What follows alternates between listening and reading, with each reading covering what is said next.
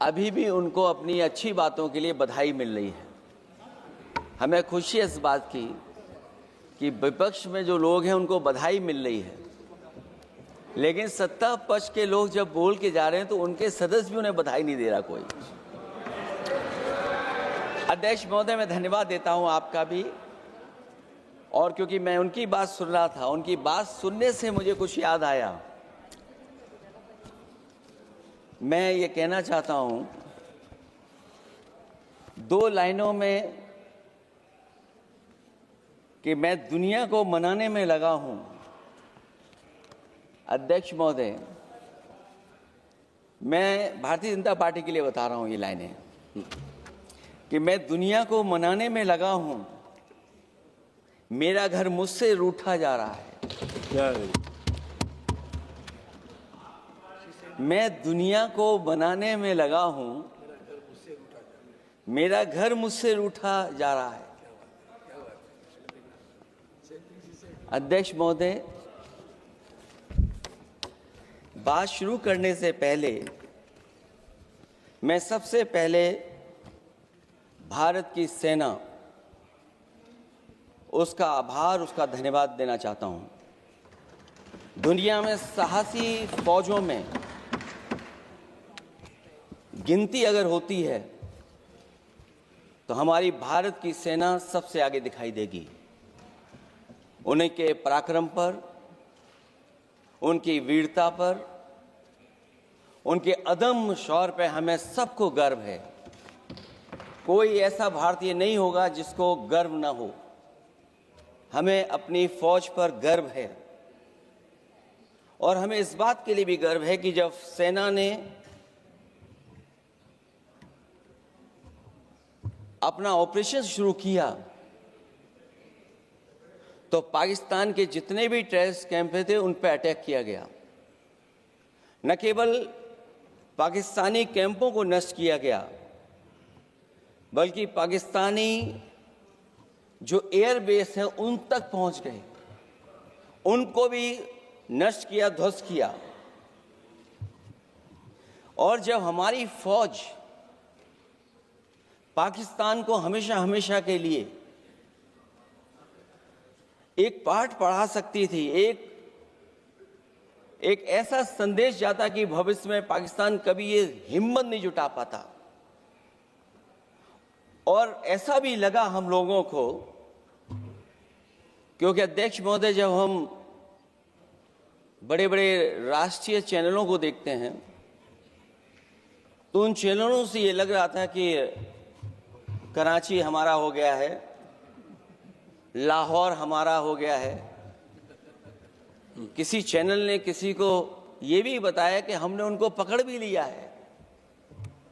जो कमेंट्री, जो विजुअल्स थे, वो ऐसा लग रहा था कि अध्यक्ष महोदय अब पीओके हमारा हो जाएगा। हालांकि सरकार के इंजनों को मैं टकराता हुआ देखता हूं। हो सकता है ये मेरा भ्रम हो, लेकिन पीओके के मामले में सभी इंजन हमें एक दिखाई देते हैं, और जहां पीओके पे पहुंचने तक की बात थी, कुछ लोग तो पीओके पर ये कह रहे थे कि हमारा कब्जा हो जाएगा, 6 महीने का केवल हमें मौका मिल जाए। ये अब सरकार आखिरकार पीछे कैसे हट गई, और क्या कारण था कि सरकार को सीज फायर का ऐलान करना पड़ा? अध्यक्ष महोदय, हमें उम्मीद थी कि सरकार सीज फायर करेगी, सरकार ऐलान करेगी, लेकिन इनकी मित्रता बहुत है, बहुत गहरी मित्रता है, और उसका परिणाम यह है कि इन्होंने अपने मित्र से ही कहा कि आप ही सीज फायर अनाउंस कर दीजिए, हमारी कोई जरूरत नहीं है, हम सीज फायर आपसे ही स्वीकार कर लेंगे। आखिरकार किस दबाव में ये सरकार स्वीकार कर रही है? वैसे तो अध्यक्ष महोदय, आज जिस विषय पर बोलने के लिए मैं खड़ा हुआ हूं, दरअसल वो विषय होना ही नहीं चाहिए था। ये दुर्भाग्यपूर्ण है कि आजादी के इतने साल बाद भी ऐसे मुद्दे बने हुए हैं। ये बात अध्यक्ष महोदय पक्ष विपक्ष की नहीं है, देश की सुरक्षा की है, जनता के जीवन और रक्षा की है। हम सब मिलकर के कोई ऐसी नीति रणनीति बनाते क्यों नहीं है जिससे सीमाएं हमेशा हमेशा शांत रहें। लेकिन पहलगांव की घटना ने साबित कर दिया है कि लापरवाही देशवासियों की जान ले सकती है। और अभी जब मैं सुन रहा था और बहुत ही उत्तेजित भाषा में जब जवाब मिल रहा था, उत्तेजित भाषा इसीलिए बोल रहे हैं कि जनता सम्मोहित हो जाए, जनता स्वीकार करने लगे। लेकिन सच्चाई ये नहीं है। आप कितना भी उत्तेजित बोलें, देश की जनता समझ रही है। ये सही है कि जनता के इमोशंस का लाभ आप उठा रहे हैं शासन करने के लिए। जनता का इमोशन का लाभ उठाती है सरकार। मुझे याद है कि जिस दिन पहलगाम हमला हुआ, उस दिन वहां का हर पर्यटक पूछ रहा था, जो पर्यटक पूछ रहे थे कि खतरों के बीच मेरी रक्षा करने वाला कोई वहां क्यों नहीं था। आखिरकार ये सबके मन में सवाल यही है कि जिस समय घटना हुई, आखिरकार उन्हें बचाने वाला कोई क्यों नहीं था। और जो सरकार ये दावा करती है, 370 के बाद ये कहा सरकार ने कि भविष्य में कोई आतंकवादी घटना नहीं होगी, वहां टूरिज्म बढ़ेगा। जितने लोग वहां गए वो सरकार के भरोसे पे गए थे, वो सरकार के आश्वासन पे गए थे। और आखिरकार सिक्योरिटी लैब्स की जिम्मेदारी कौन लेगा। अध्यक्ष महोदय, सबसे बड़ा सवाल यही है कि सिक्योरिटी लैब्स का रिस्पॉन्सिबल कौन होगा, वो जिम्मेदारी कौन लेगा। और ये जो पहलगांव की घटना हमारे इंटेलिजेंस फेलियर की वजह से है। उन्हें मैदान को खुला छोड़ दिया। वो सरकार जानती होगी कि कितना समय लगा होगा फोर्सेस को आने में। आखिरकार वो जिम्मेदारी किसकी है। और फिर सरकार को ये जरूर बताना चाहिए कि सरकार क्या क्या कदम उठा रही है कि भविष्य में ऐसी घटना ना हो। क्योंकि पहलगांव से पहले पुलवामा भी हुई और पुलवामा में भी यही बात रखी गई थी कि इंटेलिजेंस फेलियर है। उस समय भी किसकी जिम्मेदारी थी इंटेलिजेंस फेलियर की, किसी को नहीं पता। और अगर इंटेलिजेंस फेलियर पहले था तो पहलगांव में भी वही इंटेलिजेंस फेलियर हम लोगों को और पूरी देश की जनता जानती है आखिरकार जिम्मेदारी किसकी बनती है। जो लोग बड़ी बड़ी बातें कर करके चले गए, कम से कम देश के सामने एक सबसे महत्वपूर्ण सवाल, उसका जवाब सरकार की तरफ से आना चाहिए। क्योंकि हमारी सीमा पर जो सुरक्षा है, जो रक्षा करने वाले हमारे सेना के लोग हैं, वो हमारी सीमाएं सुरक्षित रखते हैं। लेकिन हमारे भारत का क्षेत्रफल क्या है, और सरकार को कम से कम ये जानकारी देनी चाहिए सदन को, देश की जनता को, कि जिस समय सरकार में ये भारतीय जनता पार्टी आई है और आज जब हम सदन में चर्चा कर रहे हैं तो हमारे भारत का क्षेत्रफल क्या है। कम से कम क्षेत्रफल पता होना चाहिए। क्योंकि जब हम सवाल पूछते हैं, और जो सवाल पर्यटक पूछ रहे थे कि कुछ ऐसे लोगों को सरकार की ओर से चारों तरफ से चाक चौबंद सुरक्षा घेरा क्यों दिया जाता है, वो जो बाद में ठग साबित होते हैं, जो हमारी रक्षा क्यों नहीं की गई। पहलगाम के दूसरे दिन की जिस तरह की राजनीतिक कार्टून, क्योंकि जिस तरह का लाभ लेना चाहते हैं भारतीय जनता पार्टी के लोग, हम सब ने देखा कि पहलगाम के दूसरे दिन ही जिस तरह का राजनीतिक कार्टून भाजपा के ऑफिशियल हैंडल से पब्लिश किया गया और हमारे द्वारा घोर आपत्ति किए जाने पर हटाया गया, उसने साबित कर दिया कि भाजपा के लोग भी जानते हैं कि दुख की इस घड़ी में उन्होंने देश की भावनाओं के साथ बेहद शर्मनाक खिलवाड़ किया है। भाजपा बताए कि ऐसे संवेदनहीन लोगों के खिलाफ उन्होंने क्या कार्रवाई की है। ये अति गंभीर प्रश्न है कि जिन्होंने अपनों को खोया है उन पर दबाव डालकर के बयान भले बदलवा दिए जाएं, लेकिन भाजपा याद रखें, बयान बदलवाने से सच नहीं बदल जाता है। पहलगांव के शहीद सैनिक की पत्नी द्वारा देश हित में शांति और सौहार्द की अपील करने पर उनसे जिस तरह का दुर्व्यवहार और उपशब्द कहे गए, उससे हर महिला और सच्चा देश प्रेमी बहुत दुखी है, आहत और शर्मिंदा हुआ है। ये सब जानते हैं कि किन लोगों की हरकत थी। इस संदर्भ में और परिप्रेक्ष्य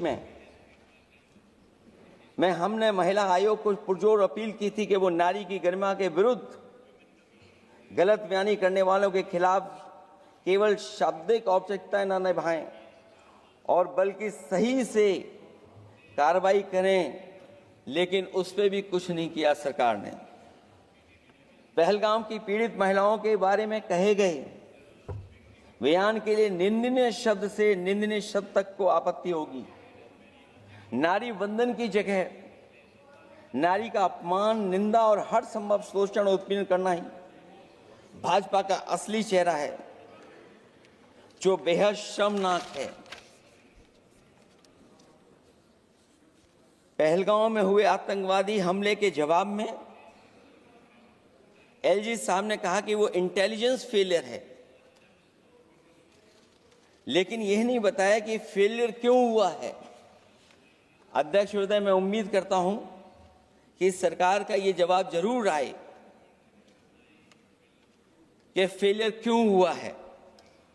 ऑपरेशन सिंदूर के नाम पर जो प्रचार किया गया वो भी निंदनीय है। सच तो यह है कि ऑपरेशन सिंदूर का होना ही सरकार की विफलता का प्रतीक है। इससे बड़ी विफलता सरकार की कोई नहीं हो सकती कि अध्यक्ष महोदय, हम और आप सब मिलकर के बैठ करके सिंदूर ऑपरेशन पर बहस करें, चर्चा करें। ऑपरेशन सिंदूर के दौरान विदेशी लोगों ने दावा किया कि उन्होंने उसे रुकवाया है। ये बात कई बार माननीय सदस्यों की तरफ से आई है कि आखिरकार किसने रुकवाया। हमसे हमारी संप्रभुता खंडित हुई है। संप्रभुता ही स्वतंत्रता की सुनिश्चित करती है। इधर आज़ादी के अमृतकाल का ढिंढोरा पीटा जा रहा है, उधर हमारी इंटीग्रिटी को चुनौती दी जा रही है। देश की विदेश नीति पूरी तरह फेल है। ऑपरेशन सिंदूर और पहलगाम की घटना पर दुनिया के किसी भी देश ने हमारा साथ नहीं दिया। ये हमारी विदेश नीति का संकट काल है। हमारे पड़ोसी देश या तो अतिक्रमण कर रहे हैं या हमारे साथ नहीं खड़े हैं। और अध्यक्ष महोदय, जो हमारे मंत्री जी हैं, जिनका क्षेत्र बिल्कुल सीमा पर है, उनसे बेहतर कोई नहीं जानता होगा कि आखिरकार पड़ोसी देश कितना हमारी सीमाओं पर अतिक्रमण कर रहा है।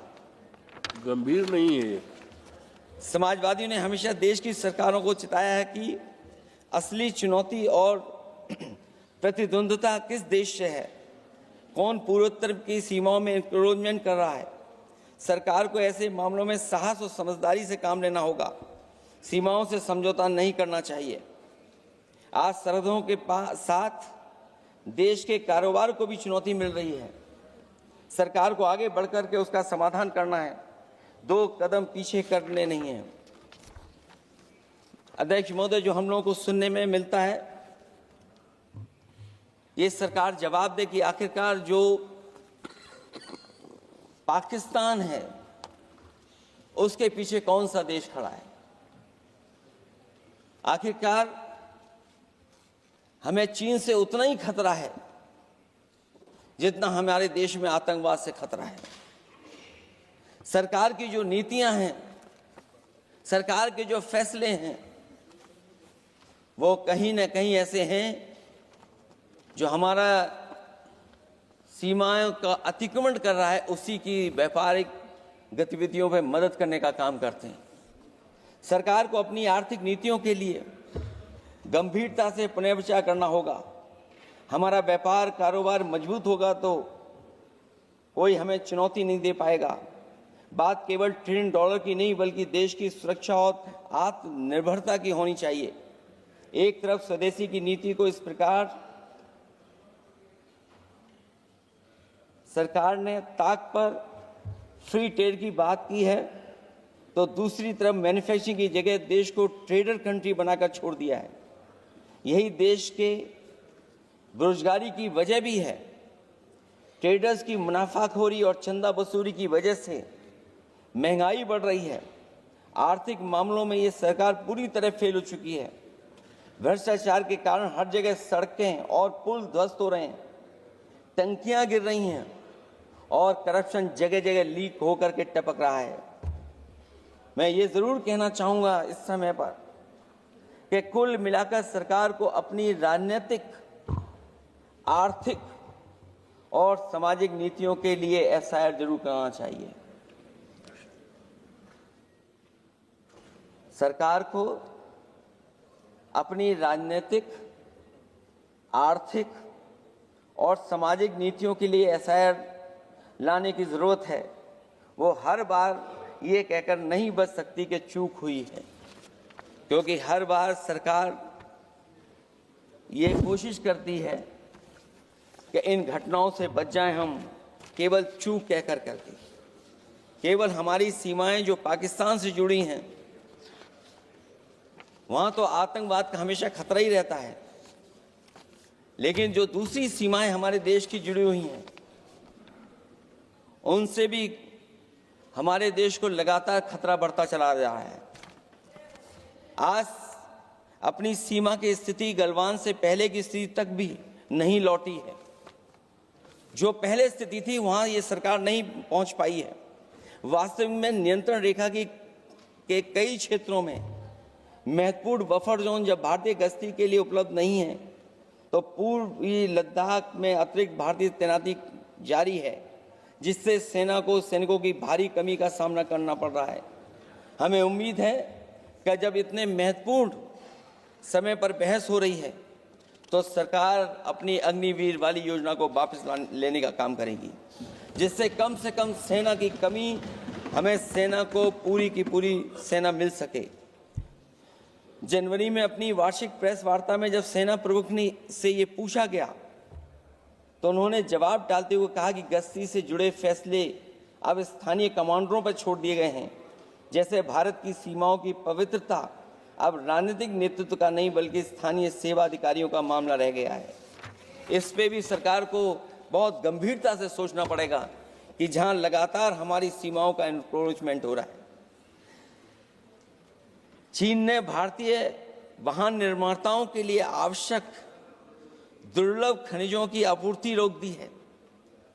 सुना है कि बुलेट ट्रेन प्रोजेक्ट के लिए सुरंग खोदने वाली मशीनें, डीएपी जैसे उर्वरक और यहां तक कि कई बड़ी कंपनियों की रणनीति के तहत उनकी सप्लाई रोकने का काम किया है। जहां हम एक तरफ आत्मनिर्भर का नारा दे रहे हैं, वहीं हम किस पर निर्भर होते चले जा रहे हैं, ये भी विचार करने का सवाल है। सुनने में आ रहा है कि कुछ महीनों के बाद सरकार बीजिंग में मंत्री अधिकारी सब मिलकर के कोई बहुत बड़ी मीटिंग होने जा रही है। कहीं ऐसा तो नहीं है जो कूटनीतिक भागदौड़ चल रही है, कहीं कोई हमारी कमजोरी तो नहीं उजागर कर रही है। इसलिए जहां हमें पाकिस्तान से खतरा है, उसकी सीमाओं से हमारा आतंकवाद आ रहा है, वहीं जो उसके पीछे खड़ा हुआ देश चीन, उससे भी हमें सावधान रहना पड़ेगा। और अध्यक्ष महोदय, हम सब समाजवादियों ने कई मौकों पर ये बात रखी और कही कि हमारा खतरा पाकिस्तान से नहीं है, हमारा खतरा है चीन से।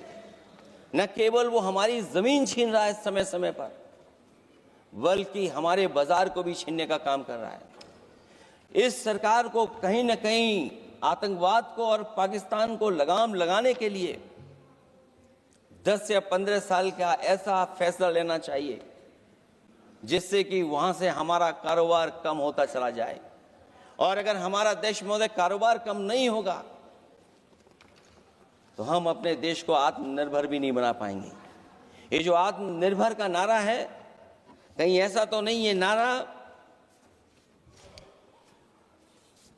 कुछ व्यापारियों को लाभ पहुंचाने के लिए हो रहा हो? क्या व्यापार और राजनीति का संबंध ऐसा हो सकता है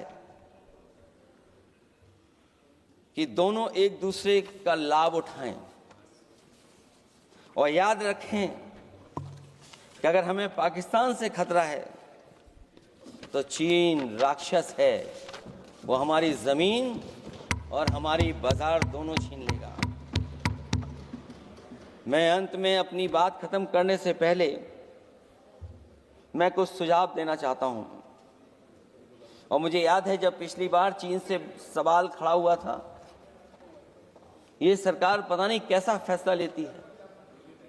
और मैं अभी विदेश मंत्री जी को जब सुन रहा था तो विदेश मंत्री जी ये कह रहे थे कि जो इंफ्रास्ट्रक्चर बन रहा है वो हमारा बहुत अच्छा इंफ्रास्ट्रक्चर बन रहा है। हम पुल अच्छे बना रहे हैं, हम सड़कें अच्छी बना रहे हैं, हम ब्रिजेस अच्छे बना रहे हैं। क्या ये सच्चाई है कि जिस तरह का चीन अपने सीमा पर इंफ्रास्ट्रक्चर बना रहा है, क्या उससे बेहतर इंफ्रास्ट्रक्चर हमारा बन रहा है? इसका जवाब जरूर सरकार दे। वहीं जहां हमारे डिफेंस को स्ट्रेंथन जितना हम करेंगे उतनी हमारी नेशनल सिक्योरिटी स्ट्रेंथन होगी।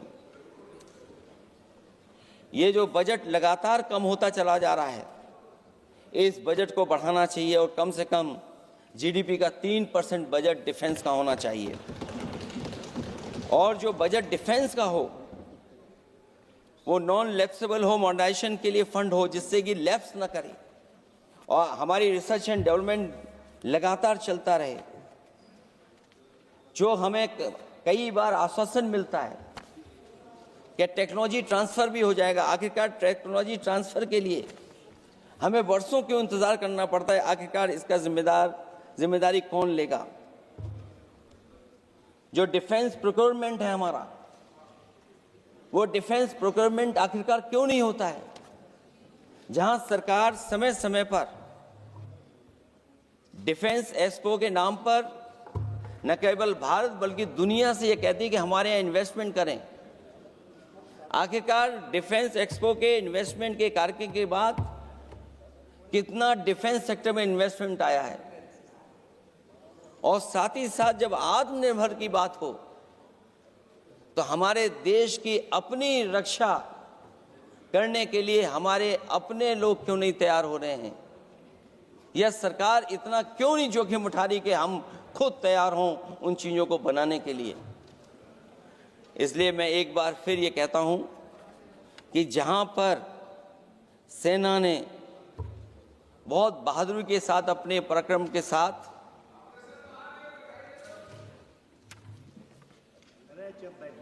पराक्रम, वीरता और अदम्य शौर्य की जो उन्होंने परिचय दिया, उसके लिए फौज को मैं बधाई देता हूं। लेकिन अभी जब मैं सुन रहा था ये जो अभी आतंकवादी मारे गए हैं, आतंकवादी मारे जाते हैं, हम सब पक्ष में हैं, लेकिन हर जगह राजनीतिक लाभ आखिरकार कौन उठा रहा है? क्योंकि मैं अपनी बात खत्म कर रहा था, अध्यक्ष महोदय ये पूछ रहे हैं कि आज महादेव ऑपरेशन पे मैं धन्यवाद क्यों नहीं दे रहा हूं। अध्यक्ष महोदय, जिस समय समर्थन की बात आई, पूरे देश के जितने भी राजनीतिक दल हैं वो आपके साथ थे। आखिरकार इनकाउंटर कल ही क्यों हुआ?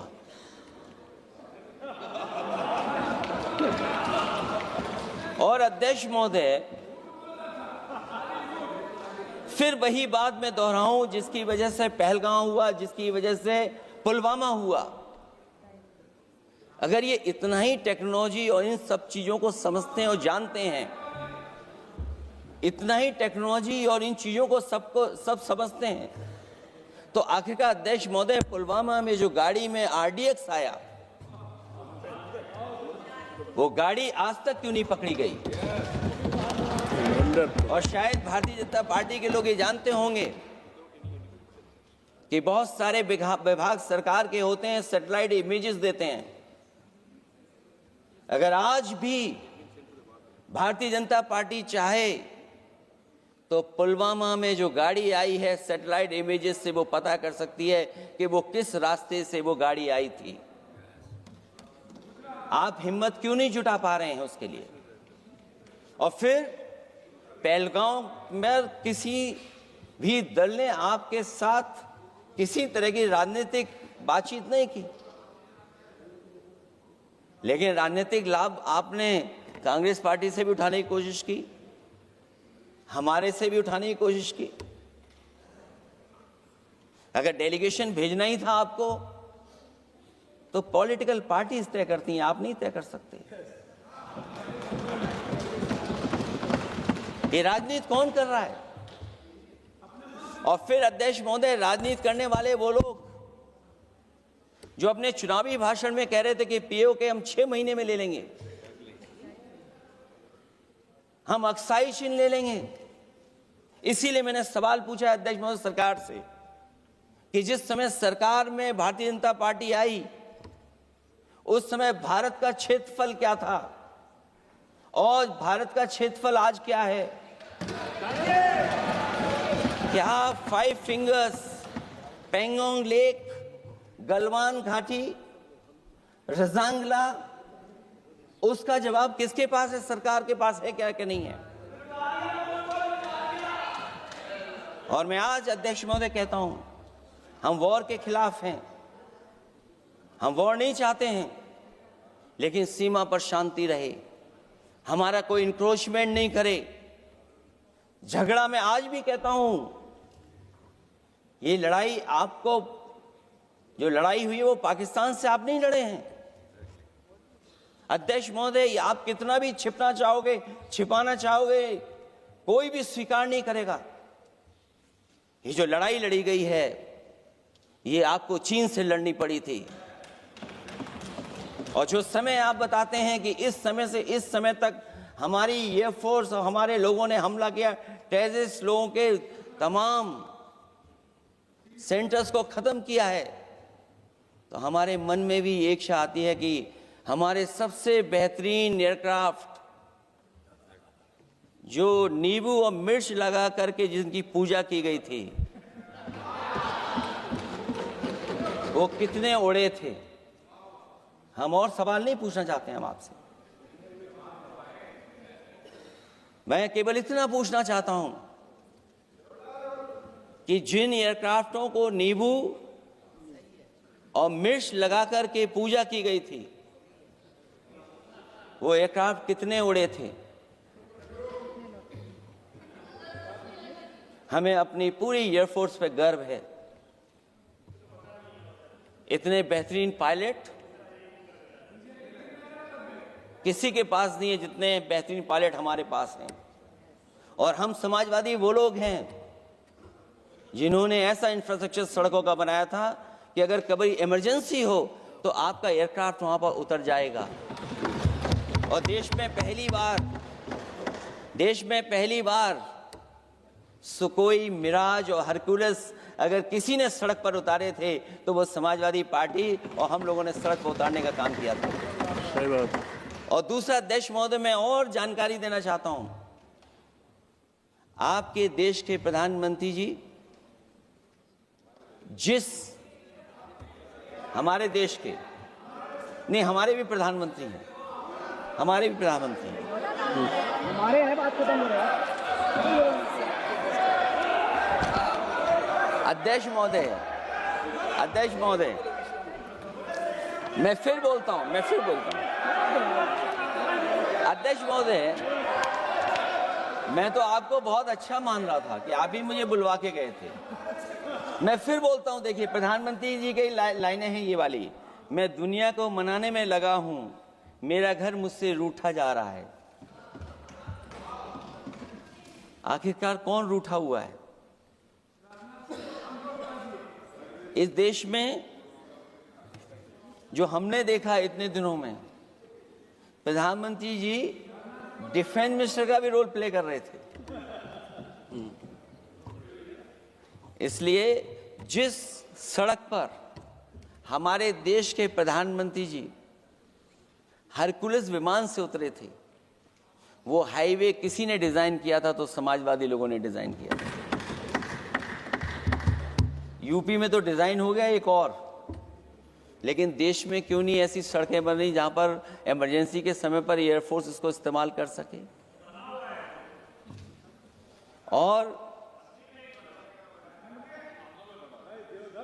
और बनाइए, मैं तो कहूंगा कि और बनाइए, मैं तो कह रहा हूं। और जिस तरीके से हमारी सेना ने जो मुकाबला किया है, सीज फायर के बाद भी ड्रोन आ रहे थे, ये भी सरकार को स्वीकार करना पड़ेगा।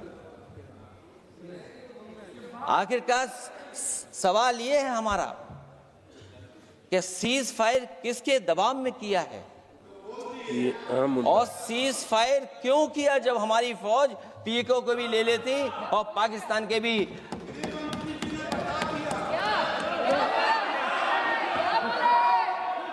अध्यक्ष महोदय, सीज फायर आपके मंत्री जी ने नहीं किया, सीज फायर आपके मंत्री जी की तरफ से नहीं आया, क्योंकि हमारे मंत्री जी वो सोशल मीडिया को देखते नहीं हैं। सबसे पहले सोशल मीडिया पे बात आई थी, आपको 1 घंटे बाद किसी ने पढ़ के बताया होगा। इसलिए अध्यक्ष महोदय, मैं केवल इतना कहना चाहता हूं अपनी बात खत्म करते हुए, आखिरकार इंटेलिजेंस फेलियर की जिम्मेदारी किसकी है? हमारे भारत का क्षेत्रफल कितना 2014 में था और आज क्षेत्रफल क्या है? और लगातार इनकी सरकार में आतंकवादी घटनाएं क्यों हो रही हैं? और हमारे देश को खतरा पाकिस्तान से तो है ही है, लेकिन उससे ज्यादा खतरा हमारा चीन से है। आखिरकार चीन से मुकाबले के लिए आपकी तैयारी क्या है? मुझे उम्मीद है कि जब सिंदूर ऑपरेशन पर सरकार की तरफ से जवाब आए तो इन सवालों का जवाब आए। बहुत बहुत धन्यवाद आपका।